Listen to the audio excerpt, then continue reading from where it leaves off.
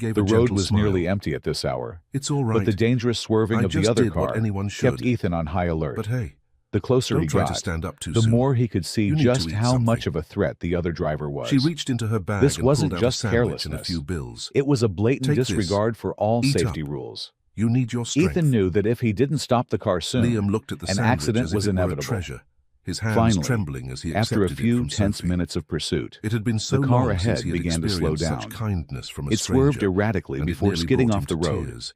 kicking up a Thank cloud you. of dust. Thank you Ethan so slowed much. his car and came As to a Liam stop bowed just his head behind to it. eat,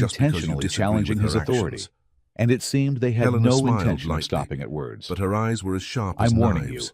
Don't push this What too if far. Sophie were forced to Ethan live said, with one of these his people voice she wants low to and help? serious. It's the I quickest way am for her Ethan to Johnson, realize that your kindness sheriff. is an illusion. And if you don't stop right I'm now, thinking of this won't end well making for her you. marry that homeless guy. But Ethan's warning only Robert seemed was so to excite shocked the he two sat men upright, more. his eyes The shorter wide with officer, disbelief. a cold Marry? smile on his lips, Are you insane? stepped forward to stand Sophie's our beside his daughter. larger You can't companion. possibly force her into something like Oh, that. really? Helena calmly Sheriff, walked huh? closer to Robert. He smirked. Her eyes soft, And you think but with you a can hidden just talk to cruelty us like beneath. that? Robert, Ethan could you feel love the Sophie, situation but love spiraling can't out of be control. blind.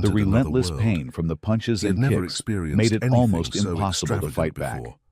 The two officers didn't The hold car back. sped off in They silence, were out to break leaving him, behind the both dusty physically streets and and cramped mentally. corners Liam had And with called each home kick to for his so ribs long. and each When the punch to car his head, stopped at the gates they of the came Grand closer Mansion, to their goal. Liam felt like he was Blood walking trickled into a down movie from a where cut he on his wasn't lip the and main forehead, character. mixing The with the dirt magnificent and mansion sweat, appeared before him, painting a with its grim long picture of corridors, pain red and carpets, tragedy. and glittering But chandeliers inside, hanging from high Ethan ceilings. clung to a small The glimmer of servants hope, quickly led a Liam into hope the that living room, justice would be where served, Helena sat that waiting he would with her not be usual defeated calm by the demeanor, very people like he a once queen trusted. ready to receive her subjects. You think you can tell us what Liam, to is do, it? huh?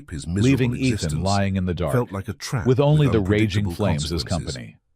He The thought fire about from the car cold, hungry consumed not nights, only Ethan's but also property, couldn't forget but also Sophie's his kind, dignity. sparkling eyes The physical when she had pain saved now him from seemed Travis. insignificant She didn't compared to deserve the to be pulled emotional into this agony crazy of being plan, humiliated but could he refuse? and abandoned by The his next own morning, subordinates. Liam woke up feeling Everything worse seemed than to the have day fallen before. apart. The But deep decisions inside weighed on Ethan, him like a boulder another he couldn't fire shake began to off. burn.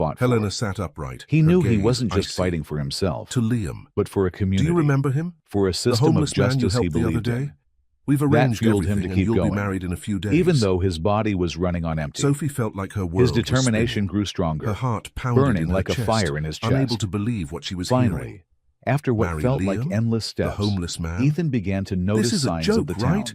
You can't be The serious. streetlights grew clearer.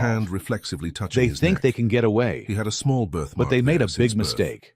But what did it mean? Ethan's words were like a command, What are you a talking sentence about? without the Liam need for a asked, trial. his voice filled In with that skepticism. moment, everyone The in old the man room stood still understood for a that there moment was before no time revealing for something questions that or would shock change anymore. everything. Justice needed to You be are served Lucas immediately, Hamilton, the son and of they had Jonathan to Hamilton, act. the wealthiest man around What do you here. want us to do? I was once The the desk butler for your officer family, asked, many his years voice ago. filled with respect Liam and felt readiness like for the ground orders. beneath him was crumbling. Ethan raised his head, Lucas Hamilton. his eyes sharp and That name meant unwavering. nothing to him. Though but the his old body man's was in eyes pain, showed that he wasn't his joking. mind was clear and You must be focused. mistaken.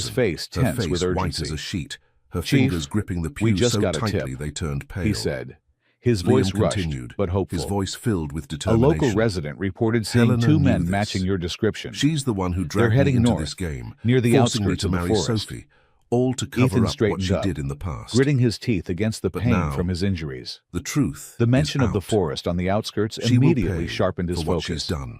It was a remote area, Sophie stood with narrow motionless, trails leading her deep eyes into the wide woods. with shock. An ideal She hiding couldn't place believe for someone what she on the was run. hearing.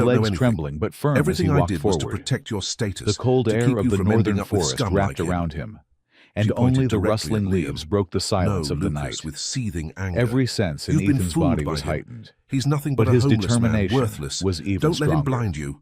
He would not let those Lucas two stood traitors still, escape. his hands clenched The other into officers fists. quickly gathered It around was him, time to reveal gripping the their truth. weapons tightly. Helena, Their you can faces try to serious. hide everything, but the truth Everyone always felt the has a way gravity of of coming this to light. mission.